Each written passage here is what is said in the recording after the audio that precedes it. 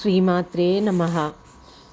ఇవాళ నుంచి మనం కొత్త సిరీస్ చేసుకుందామండి. ఇది లలితా సహస్రనామం యొక్క అర్థం తెలుసుకుందాం. ఒక్కొక్క నామానికి ఒక్కొక్క అర్థం ఉంటుంది. దీన్ని చిన్న చిన్నగా తెలుసుకోవటానికి ప్రయత్నిద్దాం. ముందు ధ్యాన శ్లోకాలు చదువుకొని తర్వాత లలితా సహస్రనామంలోకి ప్రవేశిద్దాం. శుక్లాంబరధరం విష్ణుం శశివర్ణం చతుర్భుజం ప్రసన్నవదనం ధ్యాయేత్ సర్వవిఘ్నోపశాంతయే. సింధూరారుణ విగ్రహాం త్రినయనాం మాణిక్యమౌళీస్ఫురత్ తారానాయకశేఖరాం స్మితముఖీం ఆపీనమక్షోరుహాం పాణిభ్యాం మణిపూర్ణరత్నచషకం రక్తోత్పలం బిభ్రతీం సౌమ్యాం రత్నఘటస్థ రక్తచరణాం ధ్యాయేత్ పరామంబికాం అరుణాం కరుణాం తరంగితాక్షీం ధృతపాశాంకుశపుష్పబాణచాపాం అణిమాధిభిరామృతాం మయూఖైర్ అహమిత్యేవ విభావయేద్భవానీం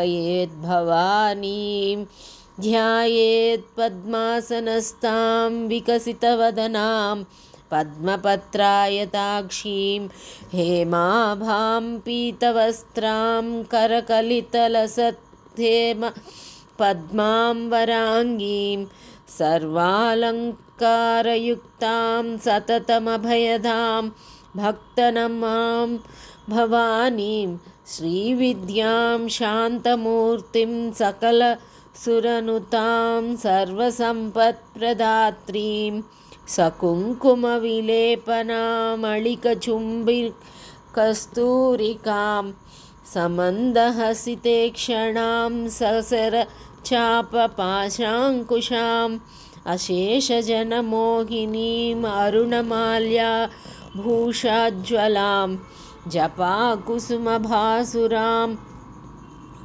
జపవిధౌ స్మరేదంబికాం. అమ్మవారి మూలమంత్రం ఓం ఐం హ్రీం శ్రీం శ్రీమాత్రే నమః. ఓం ఐం హ్రీం శ్రీం శ్రీమాత్రే నమః. ఓం ఐం హ్రీం శ్రీం శ్రీమాత్రే నమః. మిగిలినది వచ్చే భాగంలో చూద్దాం. శ్రీమాత్రే నమః.